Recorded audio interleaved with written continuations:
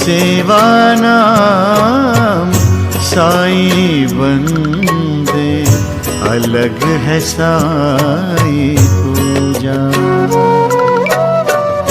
हर जीवों में साई बसा है, हर जीवों में साई बसा है, कोई न लागे दूजा।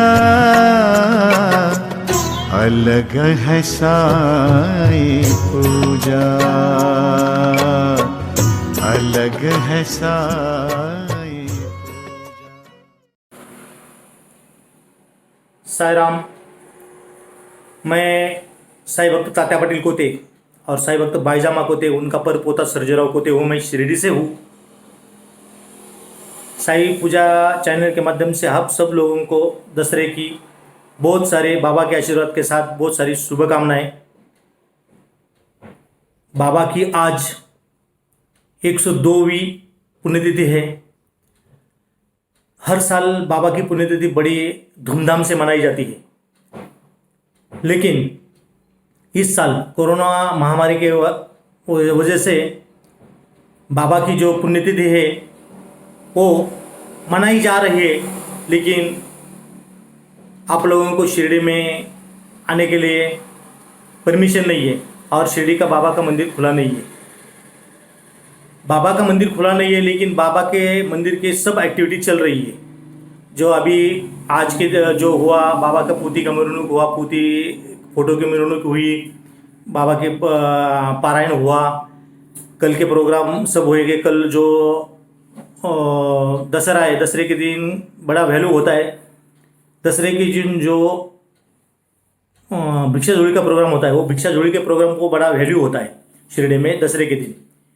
तो बहुत दशहरे के दिन भिक्षा झोली निकलती है, पूरे गांव से बाबा की भिक्षा झोली निकलते हैं। सब गाँववासी है, शिरडीवासी है, शिरडी के लोग, शिरडी के बाजू आजू बाजू के लोग, साई भक्त लोग, सब लोग आके बाबा के झोली में कुछ ना कुछ डालते हैं। फिर उस अनाज डालते हैं, कोई पैसा डालते, कुछ भी डालते हैं, लेकिन उसमें से जो गेहूँ होता है, एक गेहूँ का बोरी, पोता, हम लोग उसको पोता बोलते हैं, पोता भर के बाजू में रखा जाता है। और वो गेहूँ का पोता रामनवमी के टाइम जो आप लोगों ने देखा होगा द्वारका माई में, द्वारका माई में गेहूँ का पोता रखा हुआ है, वो शीशे के अंदर आप लोग उसको दर्शन भी करते हैं। वो जो गेहूँ होता है वो दशहरे के दिन जमा होता है और उसका पोता भर के वो रामनवमी के टाइम द्वारका माई में रखा जाता है।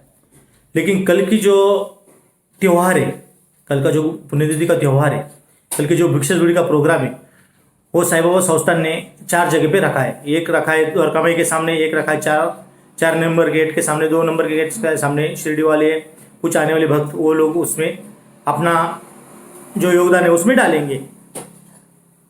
ये जो दशहरा है, दशहरे के दिन बाबा का देहांत हुआ था, बाबा ने समाधि ली थी। आप सब लोगों को पता है। मेरे दादाजी तात्या पाटील कोते, मैं उनका परपोता हूँ।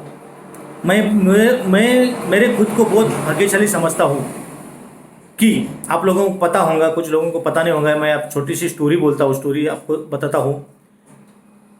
जब बाईजामा गुजर गई थी तो बाबा ने उनको फिर जिंदा किया था और बाईजामा ने उनको पूछा था कि बाबा तुम कहाँ से आया हो, तेरे माँ बाप कहाँ के हैं, तुम कहाँ का रहने वाला है।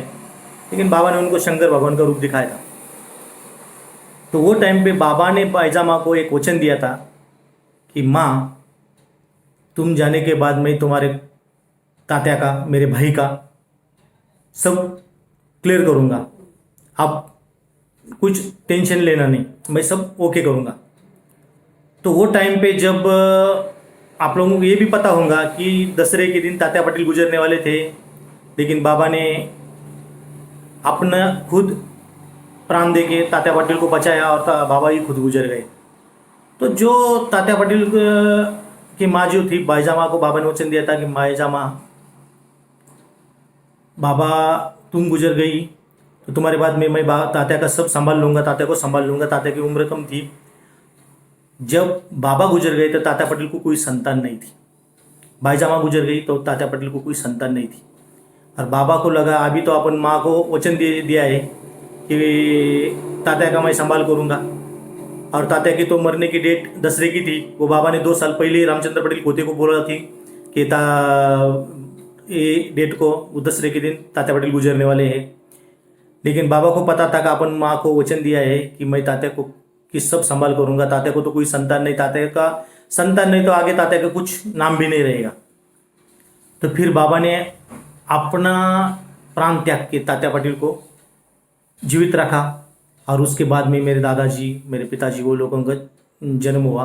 तो फिर हम उसके बाद में हुआ जो बाबा, वो टाइम पे बाबा अपना प्राण नहीं देते, आज मैं भी अपने सामने, आपके सामने नहीं होता। मेरे दोस्त है साई पूजा चैनल, पूजा जी, उनका पहला चैनल बंद गिर गया। उन्होंने बहुत बार मुझे फ़ोन किया, मैसेज किया कि आपको मेरे लिए एक स्टोरी भेजना है। तो कुछ काम के लिए काम के वास्ते मुझे जमा नहीं। मैं सबके लोगों की माफ़ी चाहता हूँ, पूजा जी की भी माफ़ी चाहता हूँ कि कुछ वजह से मुझे जमा नहीं, टाइम मिला नहीं।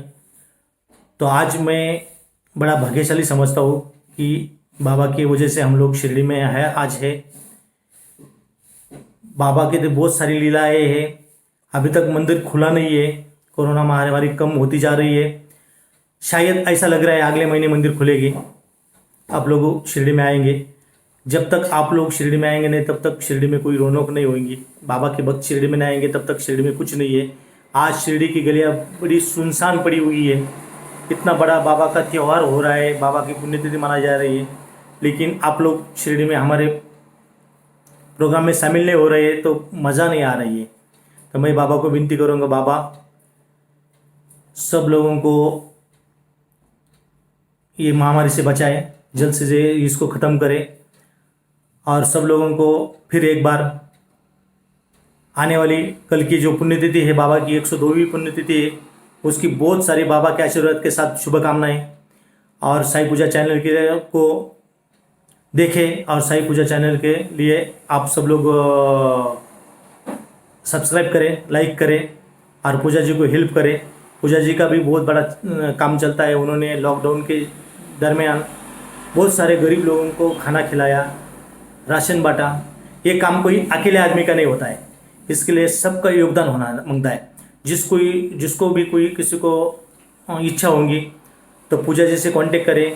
पूजा जी को छोटा बड़ा कुछ भी योगदान करें और पूजा जी के अच्छे काम के लिए शक्ति दे। मैं बाबा को भी विनती करूंगा, बाबा पूजा जी को अच्छी शक्ति दे आपके काम के लिए। और फिर एक बार आपको सबको दसरे की शुभकामनाएं। ओम साई राम।